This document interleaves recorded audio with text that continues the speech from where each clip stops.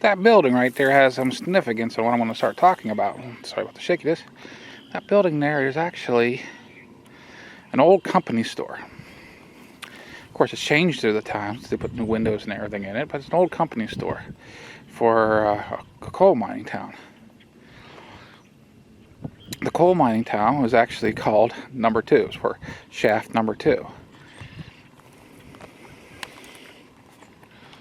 And for me, it was actually a treat because I thought they actually tore it down. But here, that was just a rumor, I guess. Standing behind the local. Get you put back in. As slow as can be, you know. Okay. Standing behind the local church. Here's a little town church. Community church. This church is actually my grandma, my great grandmother used to go to this church, and I can remember coming here as a kid. A little old white church. I don't remember the ramp, of course. The ramp wasn't there.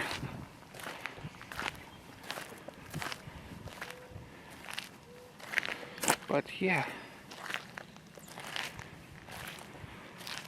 See if I can get a swing around the side so I can get a little bit of sight in the front.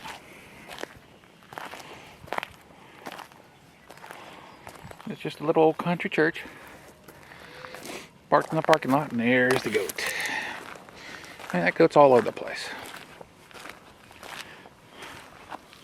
All over the place.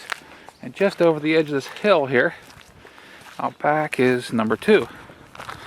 It's made, like I said, it's not named after Number 2 Shaft.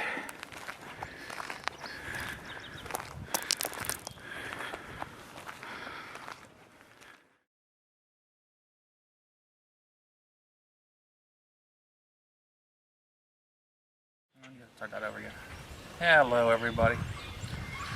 Currently, I'm at right behind me is what's known as Number 2. Why is it known as Number 2? Because it's known for it's an old coal mining town.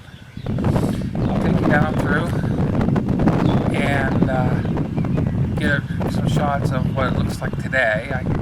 You get an idea of some of the houses of what it originally looked like. But the coal mine is actually a shaft mine. And I hope I'm saying this right. If I'm not saying it right, I'll do the spelling in the video anyway.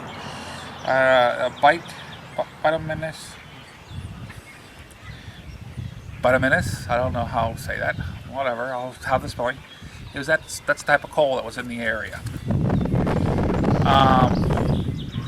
It is a soft coal. It is considered. It has a lot of impurities. It doesn't burn as hot as what they call the hard coal. So what they used to do is they used to bring it up out of the ground and cook it in these large ovens to bring it down, get the impurities out of it. That way it burned better.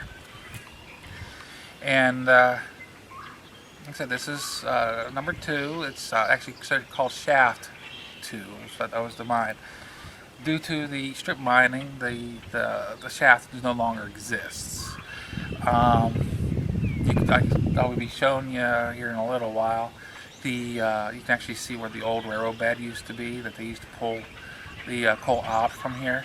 And I showed you the old company store, what it looks like today.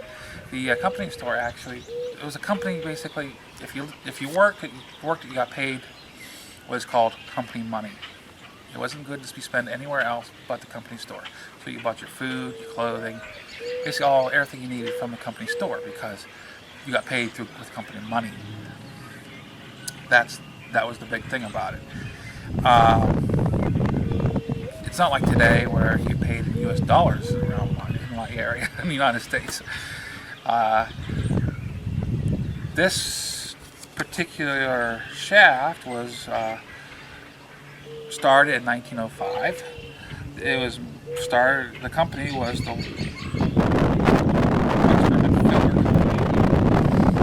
and it basically averaged about 2,000 tons of coal a day. This information I'm giving you was really hard to find. I mean, I really had to do a lot of digging and a lot of looking and everything else. I have a lot of family roots in this area myself, so it's a lot. And this is number 2. I cannot find number 1 or number 3 or number 4, but I do know where another one. It's not too far away from me. It's number 5. You can see a lot better how the town was structured back then because the way that the houses are. And yet again, it has a company store, but it's right at the end of the block, the row of houses. But yeah, this is a little bit of information here. Like I said, it was, let me see if I can find more here. And like I said, I explained to you about the soft coal, what the difference is. It just didn't, it wasn't as good to make iron with. And basically this area, a lot of the coal was put to use to make an iron. Minimal amounts of it was actually used to heat the houses and stuff, because they had the what they call morning glory stoves, and they had fireplaces and stuff like that. But sadly, most of those houses are long gone. They have been built on top. Now, this area does have bad water. That's due to the mine. Whenever they did the mining, they went deep enough to actually affect the water and actually poison. Had sulfur to the water. This town right behind me, number 2, actually had a community well installed, and within, I think it was in a few years, it was ruined because of the sulfur. And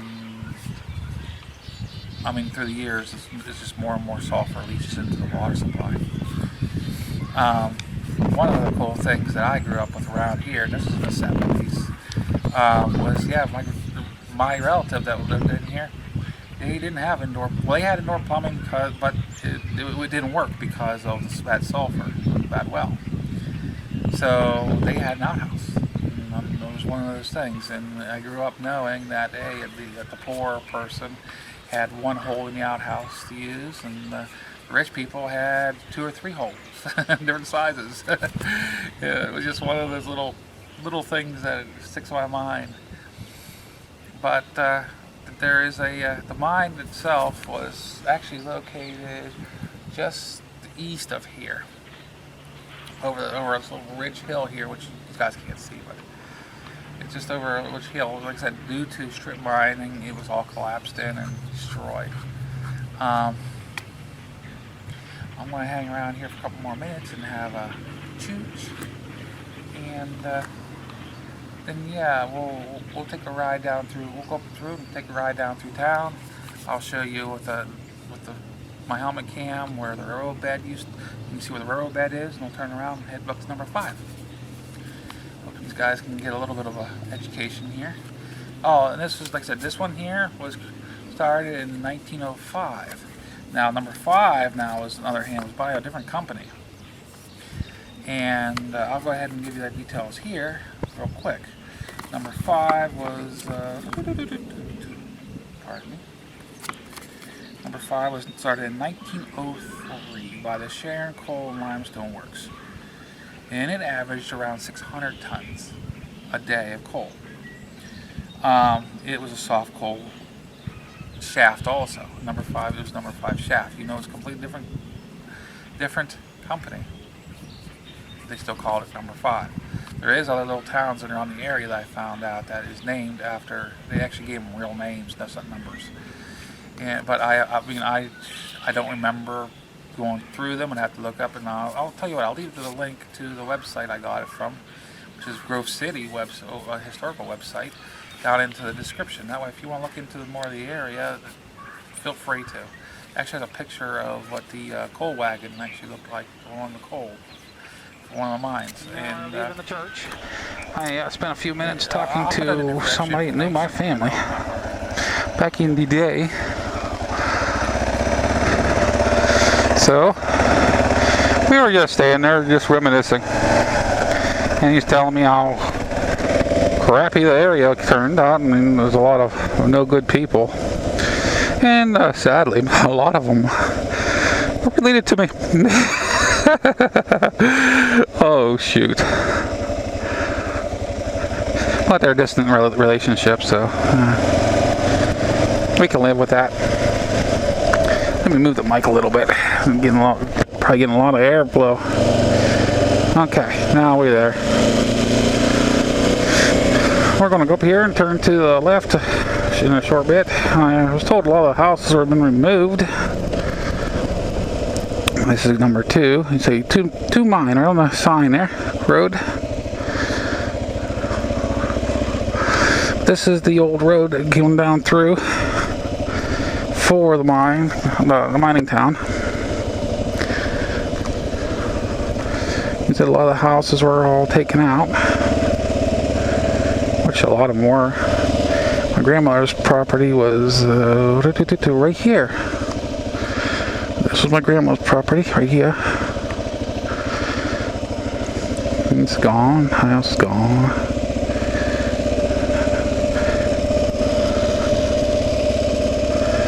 Used to be a gas station here. Look at the turkey.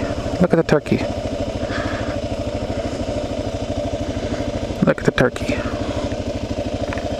Hi, turkey. Not afraid of me at all. This used to be an old gas station. One of those little repairs and stuff.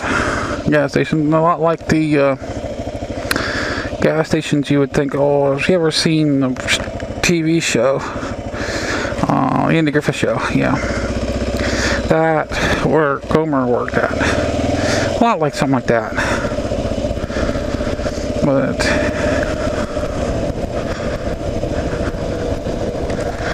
we're going to cruise on down here. There's a flat spot in the road that goes kind of like that. And that's where actually the old railroad bed used to come across here for the mine. Pick up the coal.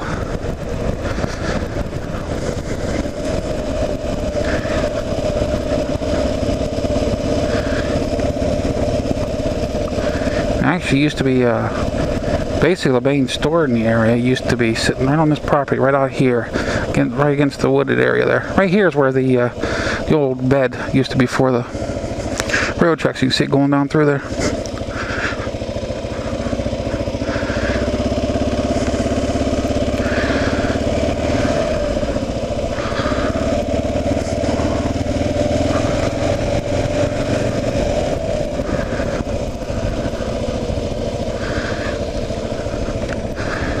But yeah, the store used to sit right over here.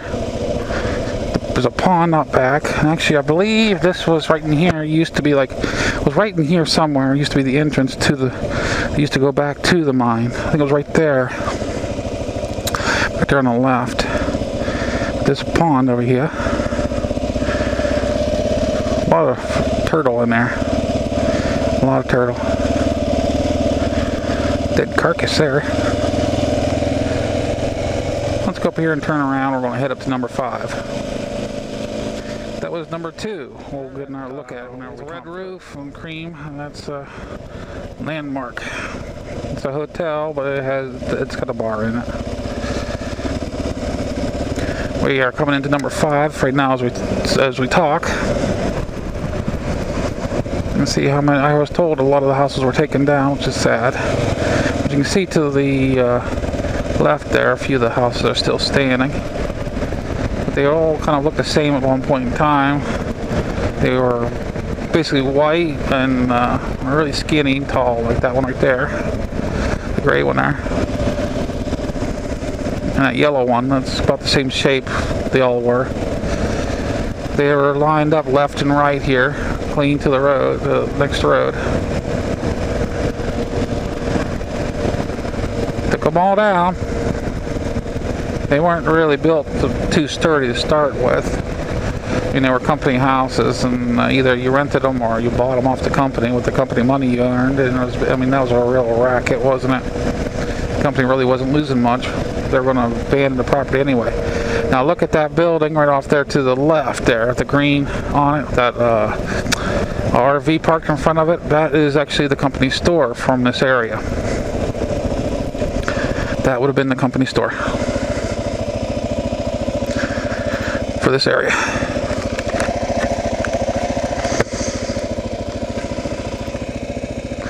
Yeah, it would have been.